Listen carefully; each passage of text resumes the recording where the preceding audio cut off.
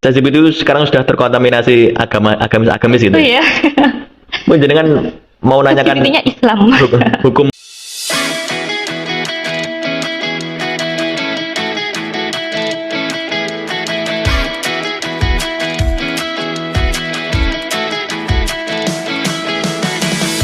Halo guys, jumpa lagi di podcast 10, podcast yang membahas seputar kemajuan teknologi, inovasi, dan juga dampaknya di kehidupan kita sehari-hari. Di episode kemarin kita udah banyak membahas terkait teknologi, kemajuan teknologi di bidang pendidikan khususnya di siswa dan mahasiswa, penggunaan AI, ChatGPT, dan seperti itu. Tapi pernah penasaran nggak sih kalian gimana kemajuan teknologi di dalam pondok pesantren yang aturannya mengatur 24/7? Penasaran? Tonton sampai akhir ya.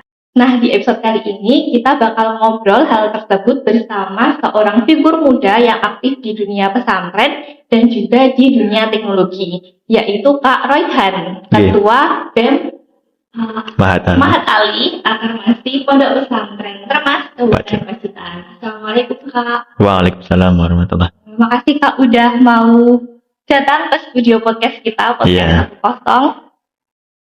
Boleh disapa dulu para pendengar kita. Halo para pendengar podcast 10 pada siang hari ini. Semoga sehat selalu, diberikan kesehatan untuk beraktivitas selama sehari-hari. Langsung aja ya Kak. Langsung. Ini udah banyak banget aku banyak yang mau aku ngobrolin sama Kak Royhan. Apalagi buat aku sendiri yang bukan lulusan pesantren. Dan juga sebagai orang awam, Mahat Ali itu apa sih Kak sebetulnya? Ya, sebelumnya Mahat Ali sendiri, saya juga meyakini bahwa khususnya di Pacitan sendiri Pak ya, di Pacitan masyarakat mengenal Mahat Ali itu juga masih minim sekali. Terkecuali kalau emang mungkin pernah mengenyam di pesantren, mungkin tahu apa sih itu Mahat Ali, yang mana kaitannya dengan perguruan tingginya pada pesantren. Nah, sebelumnya saya akan memberikan definisi terkait Mahat Ali sendiri. Jadi Mahat Ali itu pendidikan pesantren jenjang pendidikan tinggi, ya, yang diselenggarakan oleh pesantren dan berada di lingkungan pesantren dengan mengembangkan kajian keislaman, tentunya sesuai dengan khasnya pesantren yang berbasis kitab kuning.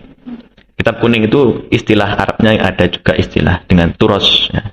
Turas kitab kuning, dan ini pun secara berjenjang dan terstruktur. Mahat Ali merupakan perguruan tinggi keagamaan Islam PTKI, berbasis pesantren.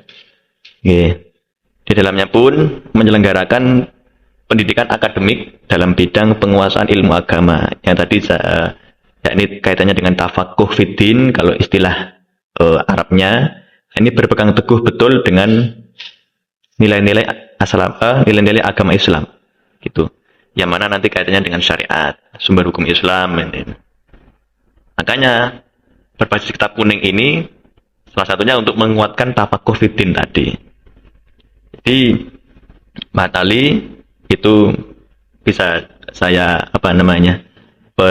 enak bahasanya Pak ya, perkuliahan berbasic pondok itu aja ya.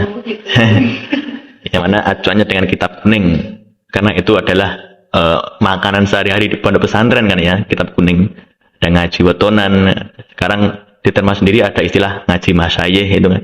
Tentu dengan waktu-waktu yang sudah ditentukan oleh asatidz dan ustadz.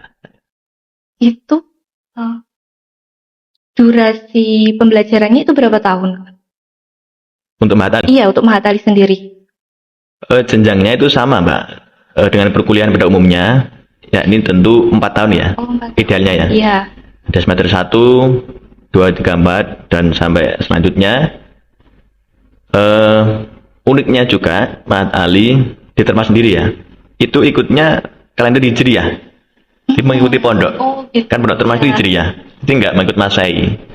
Jadi awal tahunnya Mahat Ali sendiri itu Syawal, setelah itu Idul Fitri itu kan Syawal. Terus ya selanjutnya seperti pondok lah intinya. Jadi ketika pondok ada event yang lumayan itu besar, hari besar Islam lah ya, di Mahat Ali pun juga ada ada pengumuman yang kaitannya dengan libur belajar di asrama masing-masing gitu.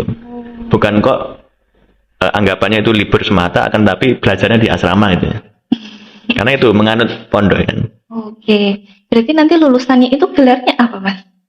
Gelar yang sudah sudah disahkan oleh pemerintah. Iya. Untuk yang mana Mahatali. kaitannya dengan Kemenak ya. Iya. Itu sarjana agama, SAG itu ya. Dan hanya belajar satu ilmu fikih tadi itu ya. Iya. Dengan tahasus atau prodi lah ya kalau di perkuliahan umum fikih dan usul fikih. Tapi aku pernah aku dengar-dengar juga kemarin di Pondok Termas itu sedang membuka IAIT, Institut Ya, Agama Islam Termas. Itu nanti gimana, Mas? Kan di Pondok Termas sendiri dia punya Mahatali, tapi dia juga mendirikan IAIT ini tadi, Institut Agama Islam ini tadi.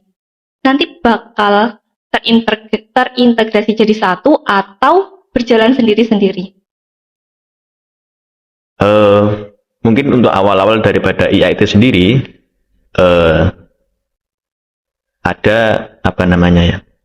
mereka tetap berusaha mengintegrasikan, tetap ada ya. Tapi kalau ini opini saya sendiri ya, itu kalau bisa ya Mahatali sendiri, IAIT pun sendiri, karena mengingat walaupun memang payungnya sama-sama Termas, tetapi ya fokus di bidangnya masing-masing gitu aja. Tapi tidak menutup kemungkinan tetap berkolaborasi, yang mana ini kaitannya dengan kemajuan akademik di Pondok Termas sendiri. Tentu untuk sistem bagaimana dosennya nanti diambil dari mana, itu kebijakan dari stakeholder IAIT sendiri dan Mahatali. Oke. Kita banyak mengulik ke Mahatali aja ya, Mas? Iya. Kalau di citranya masyarakat mungkin ya, termasuk orang-orang yang bukan lulusan pesantren, pesantren itu kan identik dengan dia di luar, jauh dari hiruk pikuk perkotaan gitu ya. Betul. Terus identik dengan kitab kuningnya, terus identik dengan nggak boleh bawa HP, kalau mondok nggak boleh bawa HP gitu. Gimana sih, Mas, teknologi atau kemajuan teknologi yang ada di dalam pesantren itu sendiri, kalau khususnya di Mahatali Termas? Iya. Berhubung Mbaknya tadi sudah menyinggung kaitannya dengan tidak diperbolehkan membawa handphone gitu ya. Nah, ini kalau saya cuma objektif ke santrinya aja ya, Pak ya. Karena pesantren ini ya agak kurang kurang ada pembahasan di dalamnya, karena kaitannya dengan kemajuan teknologi pesantren, tapi kok objeknya ini santri, yang mana dia tidak tahu kemajuan teknologi zaman ini gitu. Tentu saya juga menggunakan objek daripada Mas Santri sendiri, karena Mas Santri itu memang sudah diwajibkan bahkan untuk memegang HP ya. Oh, udah. Jadi yang nggak boleh membawa handphone itu dari santri sampai SMA. Sampai MA itu nggak aliyah ya. Tapi kalau udah lulus dari MA boleh. Udah boleh. Jadi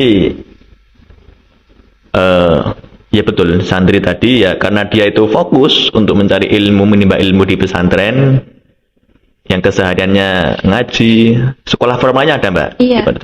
Paginya itu ada, dan siangnya ya aktivitas ngaji, dan juga ada olahraganya dan kegiatan-kegiatan asrama yang menunjang keilmuan dia. Nggak hanya fokus di kelas, tapi di asrama pun juga ada pengulasan materi lagi gitu. Jadi santri itu nggak seperti yang dilihat masyarakat cuma ngaji-ngaji aja, nggak, tetap ada diskusinya, bahkan ada musyawarah, istilahnya itu syawir juga ada, terus bahsul masail yang mana membahas permasalahan kontekstual sekarang itu dari, tentu referensinya kitab kuning gitu. Kalau untuk bahas santri ya di Mahatali itu kan, kalau aku kemarin cari-cari, dia maju banget di media sosialnya. Betul. Jadi dia informatif di Instagram dan juga di YouTube, itu juga banyak juga. Enggak yang dia punya YouTube tapi kosong kan, kebanyakan kayak gitu ya. Nah, kalau di Mahatali itu jalan semua, Instagramnya jalan, YouTube-nya jalan. Nah, itu gimana cara mungkin kakaknya BEM ya, organisasinya, organisasi mahasiswanya membawa santri baru kan dia lulusan dari pondok yang tadinya nggak megang HP, nggak tahu teknologi kayak gitu, belum tahu ya. Kemudian masuk ke Mahat Ali dengan kecanggihan yang udah ada kayak gitu. Ya. Ini bisa sedikit saya jelaskan Mbak ya, terkait saya menyusun beberapa pembahasan yang mana kaitannya dengan transformasi pesantren di era digital. Dan ini juga bisa dikaitkan dengan Mas Santri yang baru tadi, karena dia baru mengenyam pondok, istilah Jawanya itu baru mentas gitu ya. Iya. Dia beberapa tahun mempelajari ilmu agama dan belum bisa mengkontekstualisasikan dengan media sosial, apalagi di dalam media sosial itu juga banyak platformnya. Betul. Yang mana itu banyak sekali Mbak yang namanya gagap teknologi, itu sangat menjadi tantangan betul untuk seorang santri yang baru lulus dari pesantren. Gitu. Ini bisa saya jelaskan sedikit Mbak? Iya, boleh. Sebenarnya ini garis besarnya aja. Jadi ada beberapa poin Mbak ya, terkait transformasi pesantren di era digital, yang mana pesantren sempat mengalami tantangan dalam pengakuan sebagai lembaga pendidikan formal. Itu pun tidak lepas dari perjuangan para kiai teman dulu, yang mana betul-betul belum dapat pengakuan secara formal gitu ya. Toh pondok-pondok yang sudah ada sekolah formalnya pun terhitung belum terlalu banyak. Masih kebanyakan pondok pesantren yang hanya ngaji doang gitu ya. Ngaji dengan waktu-waktu tertentu. Bahkan ada yang sekolahnya itu malah di luar, ikut sekolah negeri gitu ya. Di pondoknya ada. Oh gitu. Jadi sekolah paginya di luar, sorenya ikut pondok. Pondok gitu. Ada itu. Ya. Terus yang selanjutnya, pesantren kini menghadapi tantangan baru berupa kemajuan teknologi yang cepat. Betul, cepat banget teknologinya. Luar biasa. Sekarang itu eranya sudah 5.0 ya. Betul. Gitu. Nah, di sini ada beberapa pilihan utama, Mbak. Ada dua. Yang pertama, menyesuaikan diri dengan perkembangan zaman. Kemarin saya mengutip beberapa istilah dari kitab kuning, Mbak ya. Itu dengan berbunyi mura'atu tatawuruz zaman, yakni artinya memperhatikan perkembangan zaman. Apalagi santri yang baru keluar dari pondok pesantren tadi, tentu ini kembali ke orang tua ya. Dia kembali ke orang tua, ke pangkuan orang tua, yang mana orang tua sebelumnya kan menitipkan di pondok dengan sowan Pak Yainya, dengan niat mencari ilmu, menghilangkan kebodohan. Setelah dari pondok pesantren, si santri ini dikembalikan ke orang tua. Nah, orang tua tentu harus memberikan edukasi ya. Jadi sebelum memberikan handphone mungkin ya. Karena kan mesti, saya sendiri jujur baru aja dari pondok itu mesti keinginannya ada handphone, dan intinya yang kaitan dengan teknologi lah, teknologi. Tapi ya sih, saudaraku juga banyak yang di pondok itu, tapi di pondok Kikil ya. Kikil. Itu juga kayak kalau udah libur semester tuh ke rumah, kadang ke rumah saya ya, udah bawa HP gitu, Mbak pinjam HP gitu-gitu. Jadi kayak tapi gimana ya, dia fokus di pondoknya, tapi setelah libur dia bisa lebih ada kesenangan gitu ya. Jadi kayak enggak yang bosan atau gimana tuh enggak. Jadi merekanya happy juga kayak gitu. Nah, itu kan konteksnya libur ya. Libur pondok itu pun dia masih potensi kembali ke pondok lagi kan. Ada. Lah gimana kalau yang udah alumni gitu? Iya, dia udah. Nah itu. Ini sangat ya. menjadi tantangan. Dia baru aja kemarin ngaji dengan fokusnya dia mana nih kita, kalau besoknya udah pegang HP, sudah download aplikasi apapun lah ya. Bahkan yang tanpa sepengetahuan orang tua, orang dewasa, nah itu. Jadi tetap memperhatikan perkembangan zaman. Muro'ah itu penjagaan lah ya. Nah, tentu penjagaan di sini ya edukasi dari orang tua. Mungkin juga bisa tetangga dekat, yang dekat dengan anak itu. Yang pertama, solusi. Ada juga, saya mengutip dari kitab lagi, Taghyirul ahkam bitaghyiri zaman wal makan wal ahwal wal awaid wan niyat. Dan hukum itu dapat berubah karena perubahan zaman. Ya, Pak. Zaman, tempat, kondisi, kebiasaan, bahkan niat pun. Nah, makanya itu orang yang baru saja lulus dari pondok pesantren, dia apalagi dia tergolong orang yang mampu ya, ekonominya di atas rata-rata. Pasti orang tuanya kan terlepas itu apresiasi anaknya setelah lulus dari pondok pesantren, dia orang tuanya bahagia, bangga, wah mesti membelikan apa-apa yang apapun dia diminta lah itu. dibelikan. Selain motor, selain HP juga motor itu kan. Itu banyak sekali mbak. Apa namanya? Bahkan pada saat liburan, santri kita di rumah, dia sepedaan motor secara urak-urakan gitu ya, dan menimbulkan kecelakaan tuh nggak sedikit seperti itu. Kasusnya banyak kayak Banyak. gitu. Dan itu pun menjadi warning bagi pengurus pondok ketika si santri ini kok dengan apa namanya enaknya meminjam motor yang ada di sekitar pondok itu juga dijadikan warning sekali. Makanya keamanan kan ada seksi keamanan pondok itu ya, semakin diketatkan. Tapi itu manual apa ada CCTV kayak gitu mas yang ngawasin? Untuk CCTV masih hanya beberapa gedung yang ada di Termas, selebihnya ya manual. Tapi gini, kalau ketika santri betul-betul niatnya mondok, thalabul ilmi kan istilahnya, dia itu seberapapun pagar yang ada di lingkungan pondok ya nggak akan dilewati. Karena hatinya ya, hatinya itu sudah dipagari sendiri gitu. Kalau jenengan mungkin lewat Pondok Termas ya, depan itu kan Komplek Putra. Iya. Pagarnya kan nggak ada 2 meter itu kan. Ya cuma yang pagar bisa digeser itu kan cuma berapa gitu. Itu pun santri itu masih apa ya, pikir-pikir mau keluar nggak sewajarnya, mau keluar secara berlebihan tuh mikir-pikir. Di sisi lain ada keamanan, di sisi lain ya niat dia itu apa ke pondok. Seperti itu. Ada lagi Pak, selanjutnya yang kedua, tetap mempertahankan wajah tradisional pondok. Jadi ada istilah al-muhafadzah 'alal qadimi sholeh wal akhdhu bil jadidil aslah. Yang artinya menjaga tradisi lama yang masih baik ataupun relevan dan mengambil ataupun mengadopsi hal-hal baru yang lebih baik. Sekarang pondok manapun ya, saya kira masih menggunakan kaidah, harus menggunakan. Dia di sisi lain menjaga tradisinya, ngaji dan sebagainya lah, tirakat dan apapun itu yang masih relevan untuk santrinya pada saat ini. Dia juga mengambil inovasi-inovasi terbaru, mengikuti zaman, perkembangan zaman yang relevan dengan keadaan santri juga. Contohnya teknologi. Nah, santri ini juga bisa saja diberi kelas khusus untuk komputer lah atau yang lain, IT lah untuk apa. Jadi seperti itu. Tapi lab komputer itu ada mas di pesantren? Termas sendiri ada labnya, lab komputer ada. Untuk penggunaannya pun saya juga kurang terlalu paham ya jadwalnya. Yang jelas ada di dalamnya. Pengenalan santri pada media. Bahkan kalau jenengan lihat Instagram Termas itu kan sering upload terus ya.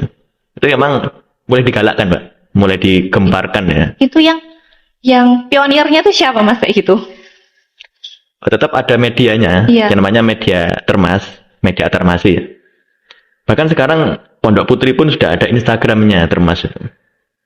Karena tujuannya ya untuk apa ya, mengedukasi lah masyarakat luas. Ini loh Termas itu juga kegiatannya nggak hanya apa yang selama ini diketahui orang umum saja. Ini loh ada videonya, ada kegiatan ngajinya, jamaah dan selainnya gitu, sebagainya. Tapi pernah nggak ada tantangan atau ancaman dari dalamnya? Oh jangan terlalu diekspos nanti nanti tradisionalnya hilang kayak gitu. Nanti jiwa mondoknya udah nggak kayak pesantren kayak gitu, ada mas omongan kayak gitu?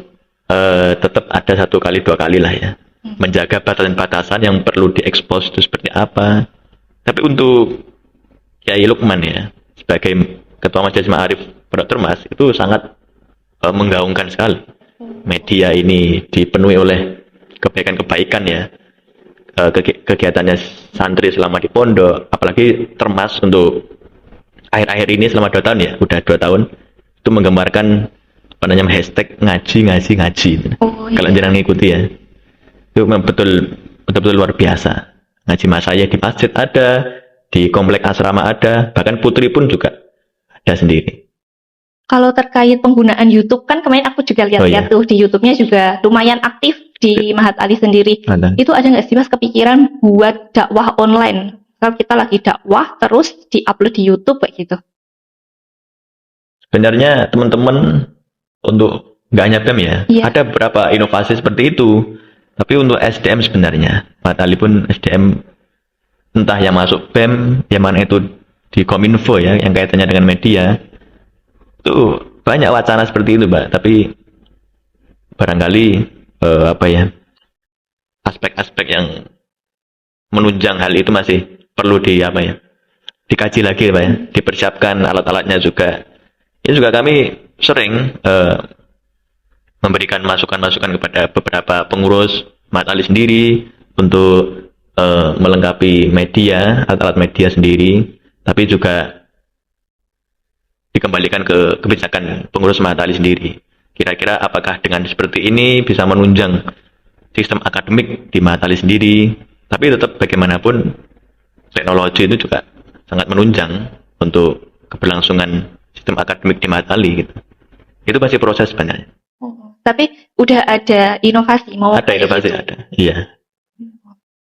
Kalau tantangan sendiri Mas punya pengalaman buruk nggak sih sama kemajuan teknologi? Nah itu.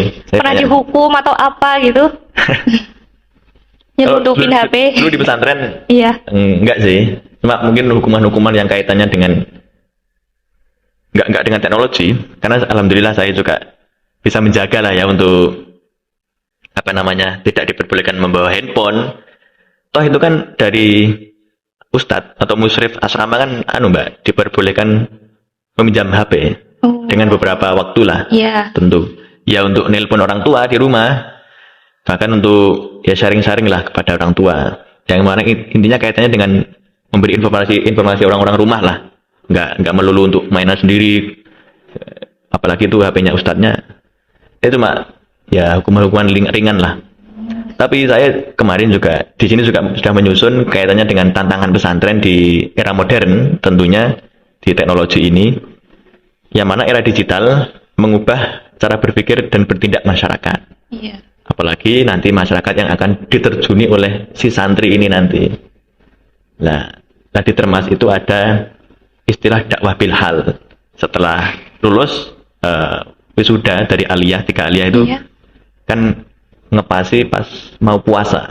Nah, puasa itu awal-awal puasa si santri yang sudah lulus tadi itu dia diterjunkan di masyarakat. Bukan masyarakat sendiri loh, masyarakat masih umum. Ada yang di Jawa Tengah dulu juga ada. Jauh. Tentu fokusnya dulu di Pacitan. Pacitan dibagi beberapa kecamatan. Tapi kalau saya dulu kebetulan dapat di Jawa Tengah, Rongkop itu kan, Gunung Kidul. Itu pun selain kita menyesuaikan dalam menggunakan handphone, itu pun juga bisa menyesuaikan dengan masyarakat. Bersosialnya gimana? Apalagi di era digital yang semakin maju ini. Yang mana tadi era digital mengubah cara berpikir masyarakat. Ada juga masyarakat yang mana sosialnya enak, tidak terlalu terganggu dengan gadgetnya.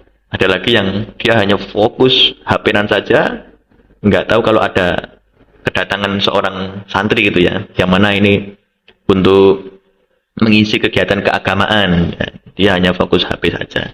Itu kan mengubah sekali cara berpikir masyarakat awam, bahkan Yun Sewu yang latar belakangnya agama pun sekarang kalau udah nyekel pegang HP itu kan luar biasa. Iya. Nggak tahu waktu. Nah itu. Berarti emang ada sisi negatifnya juga. Betul. Kalau untuk ke Masnya sendiri, biasanya kalau teknologi buat perkuliahan kayak gitu di perguruan tinggi biasanya dipakai buat apa sih, Mas? Tetap untuk menunjang keberlangsungan perkuliahan, Mbak ya. Di awal tadi jenengan juga sudah menyinggung AI ya, Iya. GPT. Itu bahkan ini pengalaman saya sendiri ketika masuk mata kuliah beliau Kiai Lukman, yang mana notabene rektor Matali atau mudir tadi, beliau menganjurkan sekali untuk mendownload AI. Oh gitu, oh boleh. Di Matali boleh. Lebih spesifiknya di AI Copilot itu. Gini, bisa untuk menerjemah kitab kan ya. Iya. Ada teks Arabnya itu kan. Kita salin, terus kita pindah ke AI Copilot itu.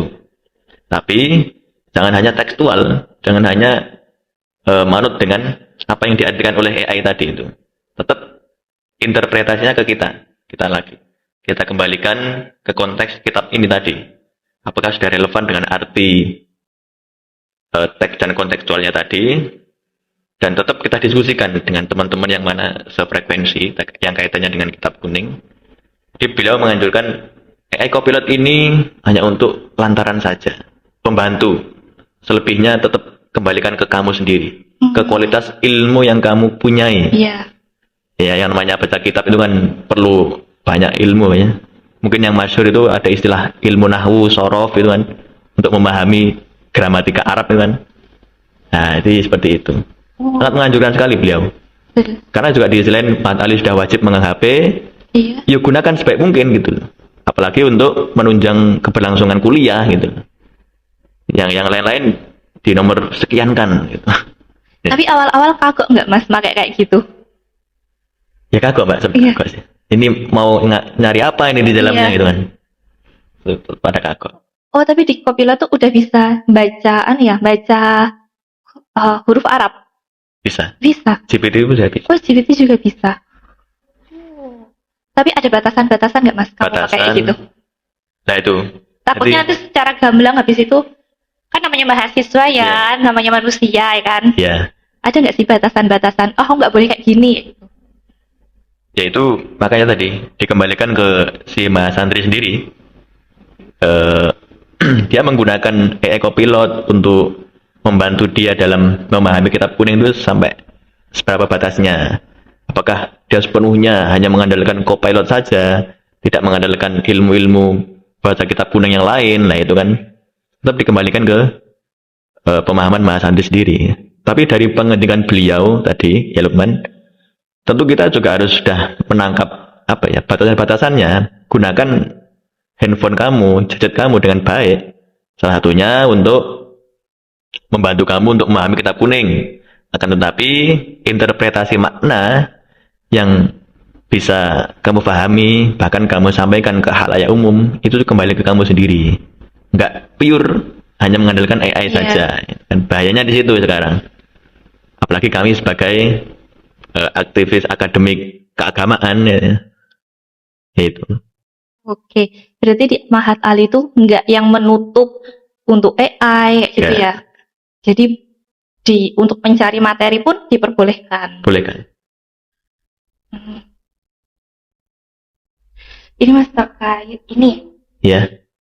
Kayak kemarin kan banyak tuh yang viral kayak Ustadz terus dia dakwah di YouTube, terus dipenggal-penggal, terus nanti malah jadi tafsirannya beda-beda. Ya. Kayak gitu, gimana sih tanggapannya Mas Rayhan? Ya. Ini sebatas opini aja Mbak ya, nggak sampai berlebihan. Tentu yang namanya dakwah di masyarakat umum, halayak umum, apalagi didominasi oleh orang awam ya. Yang mana kualitas keilmuan mereka hanya yaitu sekadar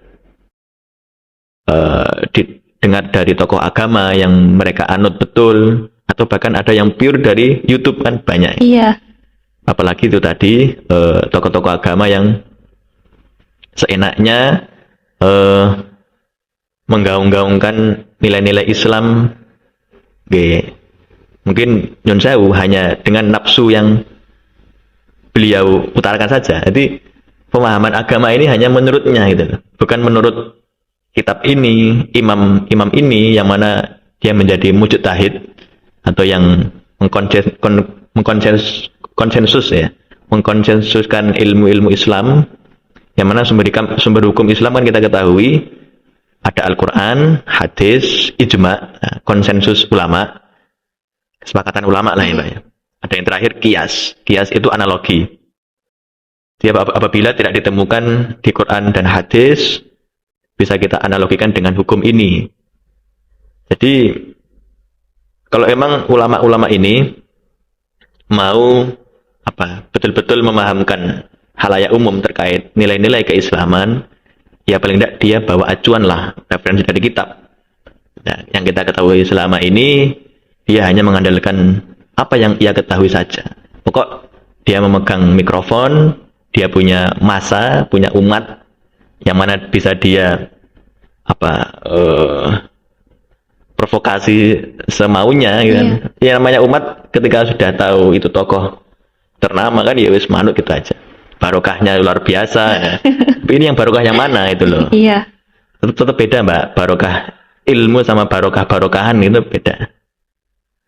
Saya juga mulai Mbak men-sharing tokoh-tokoh agama yang saya ikuti juga media sosialnya. Apakah ini betul-betul ngajinya tenan opora? Apakah hanya dari perkataan orang lain lalu dia ambil secara mentah-mentah gitu kan, banyak sekali. Soalnya aku sendiri juga tipe yang dengerin dakwah tuh di YouTube. Jadi di YouTube terus aku, misal habis maghrib itu ya terus dengerin di YouTube. Kalau enggak yang tipe yang ngaji terus dilihat per ayat itu ya, dilihat terus baca satu ayat terus dilihat terjemahannya apa terus apa. Nanti kalau enggak paham nanti aku biasanya tanya di Google. Boleh nggak sih kayak gitu? Boleh saja sih. Tapi seperti yang saya sampaikan terkait e-copilot tadi, yaitu hanya sebatas tekstual ya. Toh kalau ayat Quran juga ada terjemah Qurannya, entah itu dari Kemenak, entah itu terjemah dari lembaga-lembaga yang lain, tetap itu hanya sebagai apa Mbak ya, acuan apa, berlandasan saja. Terkait nilai-nilainya kita implementasikan di kehidupan sehari-hari itu tetap sesuai dengan ibadah kita juga. Jadi sebenarnya yang di Google kayak gitu tuh betul ya Mas? Misal apa ya, pernah tuh aku ngaji yang artinya sesungguhnya dalam penciptaan dunia ya kan, itu ada pergantian siang dan malam kayak gitu kan, dia nggak bisa dinalar dinalar logika gitu ya. Jadi kayak bingung, ini apa sih maksudnya, ini apa sih, ambigu gitu. Jadi mau nggak mau aku harus nyarinya di Google karena nggak tahu harus tanya siapa kayak gitu. Kayak gitu gimana sih Mas menurut pandangannya Mas Rehan? Quran itu ada ayat-ayatnya dua jenis, ada yang manakala ayat muhkamat, ada yang mutasyabihat. Lah yang jenengan nyatakan tadi itu namanya mutasyabihat, masih samar. Apa itu bedanya? Oh iya. Samar itu juga bisa diartikan nggak bisa di logika, nggak masuk logika, nggak rasional. Nah kalau yang muhkamat itu langsung dia memberikan hukum di situ. Aqimus sholah wa atuz zakah gitu kan. Dia ayat itu betul-betul mensyariatkan untuk mendirikan sholat. Tentu nanti klasifikasi hukumnya maksudnya di hukum fikih. Nah kalau yang tadi penciptaan siang dan malam itu saya kira dengan apa yang sudah saya pelajari itu kaitannya dengan kekuasaan Allah, qada dan qadarnya. Allah menciptakan siang dan malam. Iya, terus kayak turunnya air dari langit gitu nah, kan. Itu kan musyabihat, mutasyabihat itu kan masih samar-samar. Perlu interpretasi, perlu penafsiran, perlu takwil, ada istilah tafsir takwil di dalam ilmu-ilmu. Nanti masuknya sebenarnya di usul fikih itu, Mbak. Fikih dan usul fikih. Tapi lebih fokusnya di usul fikih. Di fikih itu produk udah jadi. Usul fikih masih apa ya, proses menentukan hukum-hukum fikih yang akan dipelajari selanjutnya. Tapi intinya kalau nggak betul-betul ahli dalam itu ruwet ya. Ada fannya sendiri-sendiri sebenarnya. Iya. Berarti aku sedikit kepikiran, Al-Quran kan dia udah ada berabad-abad tahun yang lalu, tapi dia udah banyak di dalamnya kan banyak yang itu tadi, ya, ayat-ayat yang dia menggambarkan bagaimana bumi, terus bagaimana pokoknya yang ada di dalamnya gitu. Kalau aku sendiri juga membuat itu kayak tanda tanya. Jadi mau nggak mau kita harus belajar, cari banyak referensi kayak gitu kan. Nah itu ada sangkut pautnya nggak sih Mas sama kemajuan teknologi saat ini? Bisa, ada sangkut pautnya bisa. Barangkali kita nggak hanya menggunakan platform Google saja, GPT, bahkan ada Mbak, teman saya tuh kalau kayak sama chat GPT kayak teman sendiri, tapi dia unik. Yang dibahas itu chatnya di situ dia menanyakan hukum ini apa. Itu ya dijawab Mas sama GPT. Dijawab betul. Chat GPT itu sekarang sudah terkontaminasi agamis gitu. Oh iya. Jenengan mau nanyakan Islam. hukum apa ya terkait keperempuanan, bisa semua. Tapi gini Mbak, prompt yang ada di ChatGPT juga harus dengan batasi juga. Kasih apa ya, tolong berikan jawaban kali ini dengan referensi dari buku apalah. Kalau kami kan pakai kitab apa yang membahas fikih wanita atau fikih keperempuanan yang lain. Tapi kalau mungkin buat akademisi di luar sana bisa dengan buku ini. Nah, bahkan file dikirim ke ChatGPT ya. Kalau yang lain mungkin juga sudah bisa. Buatkan beberapa narasi gitu ya, ataupun bahan-bahan untuk PowerPoint dari kitab ini. Dia buatkan betul. Tapi kita perintah kita harus jelas betul. Jangan cuma apa ya, garis besarnya. Garis besar dia bisa ngarang sendiri. Itu betul itu. Bagi kami sebagai alumni pondok, wah melihat itu kayak kesempatan besar ya. Canggih banget itu Canggih, ya. Betul. Yang lain juga AI Copilot dan Gemini dan lain-lain. Itu sama aja masasnya. Sama. Sama aja. Cuma beberapa ada yang sudah diperbarui, ada yang unggul ChatGPT, tapi Gemini masih kurang gitu ada. Tapi kalau kayak aku gini kan, misal tanya apa, terus ChatGPT-nya jawabnya pakai ini, kan kita kadang nggak tahu itu benar Ya, apa salah. ya makanya Kalau itu. masnya kan udah punya background Islam itu kan. Kalau yang umum kayak gini, Iya emang. Okay. jadi emang harus dicari lagi atau oh kayaknya ini betul apa cuma kayaknya gitu. Ya itu ya tinggal pengembangan dari si pencari tadi. Mungkin bisa dia cari buku aslinya dulu sebelum mau minta tolong sama GPT apa betul aslinya halaman segini apakah judulnya ini. Kemarin saya juga pernah ditipu oleh GPT ini. Oh, iya. Pernah ya, kitabnya ini, halamannya ini, tak cari betul. Cari bukunya beneran. Ya, cari kitabnya betul, filenya kok nggak ada. Lah ini mulai ada penyelewengan. Oh, Ya. salah itu. Nah itu, alhamdulillah saja dengan apa ya beberapa pemahaman yang saya punya sedikit demi sedikit bisa bijak gitu loh Mbak untuk berteknologi apapun itu platformnya gitu ya. Ya itu juga bisa meningkatkan kebijakan kita, bijak dan arif dalam berteknologi di pesatnya kemajuan saat ini. Tapi pernah nggak sih punya apa ya?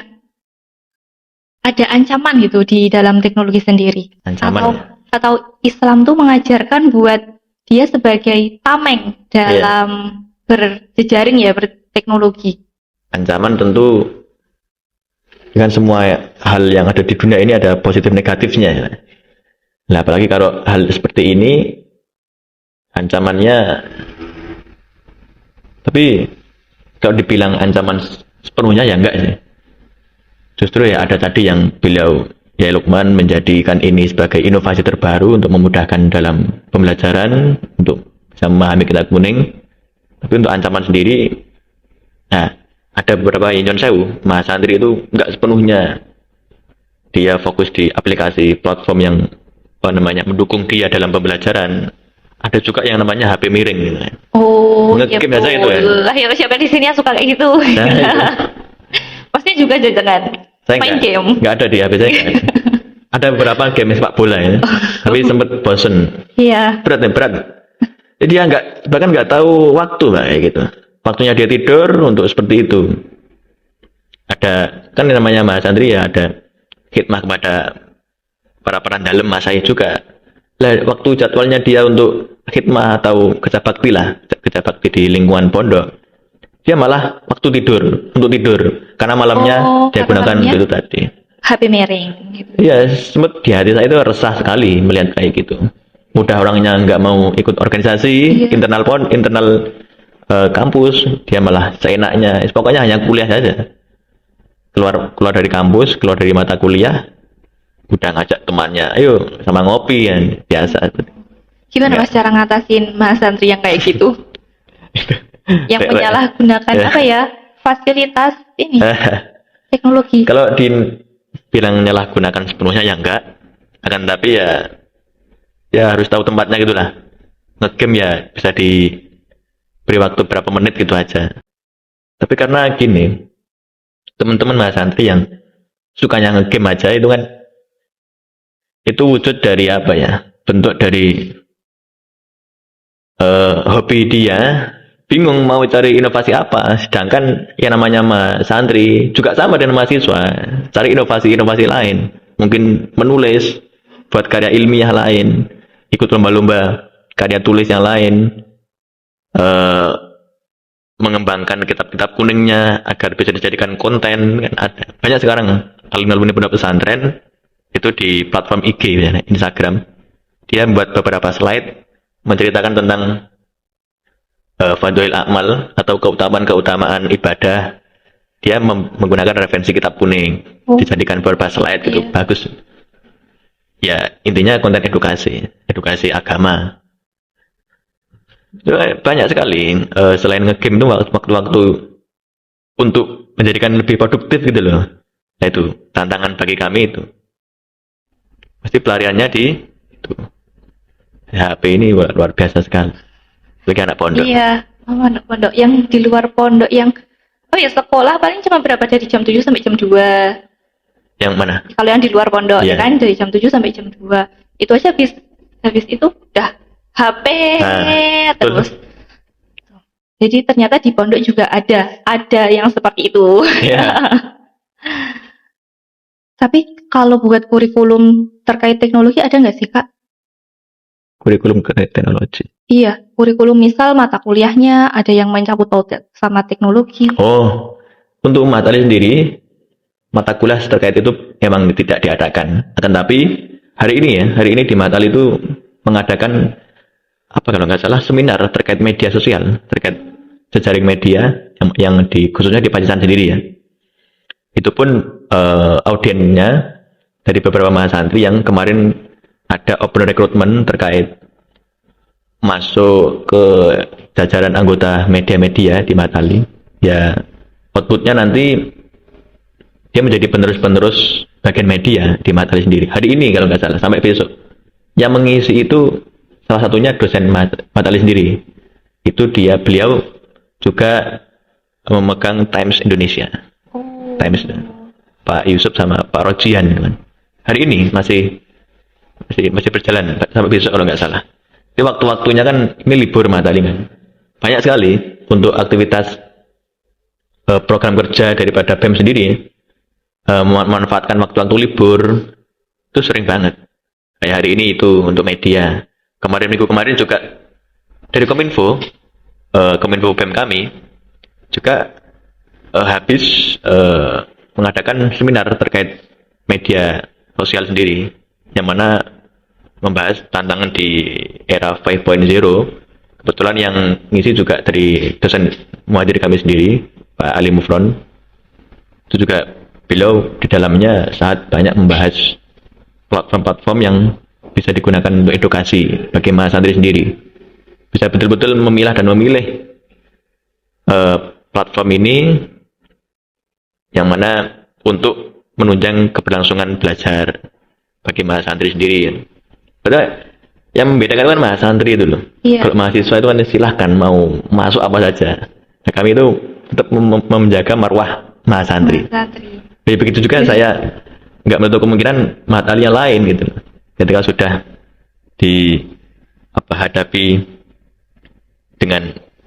dihadapkan dengan teknologi yang seperti ini, pesat sekali. Bukan termasuk materi lain itu malah lebih berkembang, Mbak. Iya. Lebih berkembang juga. Tebuireng yang lain-lain. Yang paling dekat sama Pacitan di mana Mas Bahatali itu? Ponorogo ada? Ponorogo. Nah itu malah belum ada. Kemarin saya lihat datanya belum ada. Kediri itu kan ada. Al-Falah Peloso. Pondoknya Gus Kausar itu kan. Jadi matanya sudah ada. Sistem di dalamnya, tapi nggak Mbak, nggak kayak perkuliahan. Dia hanya ngaji di situ. Masih menguatkan tradisi ngajinya. Jadi nggak model kelas-kelas itu nggak. Iya. Dan masih putra di sana, belum menampung putri karena mungkin ada beberapa kebijakan. Tapi juga SDM-nya luar biasa. Ketika dihadapkan dengan kitab kuning dan dipadukan dengan handphone, laptop dan lain-lain, bisa dia menyikapi itu dengan bijak. Dia ada kalanya referensi kita pakainya kitab kuning, nanti lantarannya laptop untuk membuat konten di dalamnya, nanti bisa disebarkan dengan handphone. Seperti itu, santri sekarang tuh ini, alumni lah. Keren loh. Keren betul. Dia agamanya kuat, teknologinya juga jalan. Ini menumbuhkan pribadi-pribadi seperti itu juga prosesnya luar biasa. Dimulai di HP-nan itu belum bisa terkontrol, Iya. kitab kuningnya masih susah membacanya, laptopnya dia belum menguasai ilmunya, harus semakin dituntut untuk bisa gitu. Tapi ketika sudah terlaksana ya enak-enak aja, buat konten setiap minggu, gitu Iya. ada. Hanya video doang, dia pakai kitab apa ya, terus buat video banyak. Oh. Jadi apa ya? Gambaran masa depan, pesantren gambaran masa Iya depan kayak betul. gitu. Iya. Jadi dia agamanya jalan, pendidikan agamanya jalan, terus ada pendidikan formalnya juga, Ya. dan juga teknologinya juga nggak kalah ketinggalan sama yang di luar pondok. Pondok. Buat masnya sendiri nih, ada nggak sih harapan buat Kabupaten Pacitan khususnya ya terkait kemajuan teknologi dari SDM di pesantren? Ada beberapa yang sudah saya susun di sini. Nah ini, jadi harapan saya ya tentu ini juga perlu ada aspek-aspek yang mendorong hal ini bisa terrealisasi, dan tentu juga butuh proses yang lama ya seperti ini. Walaupun memang semua warga masyarakat Pacitan sudah megang HP ya, Iya. cuma kebanyakan mungkin hanya untuk telepon atau WA saja, belum untuk hal-hal lain, atau bahkan kebanyakan sekarang untuk FB Pro itu dia mikirnya hanya dapat itu aja, konten-kontennya sebenarnya nggak mutu belas ya. Iya. Tapi yang penting dia sudah masuk FB Pro ya, entah gimana itu. Ini ada beberapa harapan, yakni pertama, teknologi itu bukan penghalang, melainkan alat transformasi nilai-nilai keislaman. Tentu ini saya kembalikan ke orang-orang pesantren yang mana nantinya sudah terjun di masyarakat. Jadi teknologi bukan penghalang. HP yang kamu pegang sekarang ini, laptop yang kita hadapkan sekarang ini, apapun itulah, betul-betul teknologi yang sudah berkembang, itu bukan penghalang. Justru ya gunakan sebaik mungkin. Tentu dengan nilai-nilai keislaman yang kamu, khususnya orang yang pondok pesantren ini sudah lulus, yang sudah kamu dapatkan dari pondok dulu, dengan literatur-literatur fikih dari ulama-ulama salaf, ulama terdahulu lah. Gunakan sebaik mungkin. Karena juga ada beberapa rumor itu teknologi ya kayak gini, mengglorifikasikan ya apa namanya, bahwa teknologi sebagai penghalang, bahwa santri belum siap betul untuk langsung memegang HP. Makanya bahkan ada pengurus yang belum pakai HP, itu ada ustadz yang belum pakai HP, yang mana notabene dia sudah pakai HP. Tapi kalau misal kita beranggapan berstigma kalau teknologi itu menghalangi, tapi di luar sana teknologi itu semakin maju, terus dia gak bakal mundur ya kan. Sedangkan kalau kita membatasi, kita nggak mau sama teknologi, mau jadi apa ya kan? Betul, makanya itu ada berapa lah santri-santri itu yang karakternya ada istilah zuhudnya. Dia nggak terlalu ikut arus perkembangan HP itu kan. Aku nggak melu, gue malah ngene-ngene lah. Ya mungkin ada beberapa sisi baiknya lah, tapi tetap santri, apalagi nanti di rumah udah terjun di masyarakat, mau info temennya kan ya harus pakai HP dan sebagainya. Betul. Mau bahkan sekarang cari kerja ya juga pakai HP. Tapi beneran ada mas yang bener-bener nol, dia nggak bisa pakai HP, masih ada nggak kayak gitu? Kalau sepenuhnya nggak bisa, nggak lah. Mungkin beberapa platform yang belum dia jajaki itu masih ada, belum paham lah di dalamnya harus cari apa gini. Ya karena dia betul-betul ketika santri dulu, dia ketika libur pun ya mungkin nggak mau pegang HP sendiri. Ya, mungkin punya orang tuanya aja lah. Dia punya sendiri belum punya keinginan. Mungkin mikirnya lah nanti ketika alumni aja. Ya, ketika alumni betul dia belum siap. Nah tadi gagap teknologi. Iya. Bahkan ada juga beberapa kasus itu dia notabene ustadz baru ya di pondok. Ada kayak informasi orang yang jual HP kan kayak pamfletnya itu kan sangat menggiurkan, Mbak. Iya. Sedangkan di situ jualnya itu modelnya kayak Enggak, satunya cash itu apa ya? Kredit. Kredit. Lah, si Ustadz baru itu kan dengan bagusnya HP-nya mungkin atau gimana, dia dengan seenaknya pesen gitu aja kepada orang yang memberikan info tadi, entah orang mana, luar Jawa kayaknya kalau nggak salah.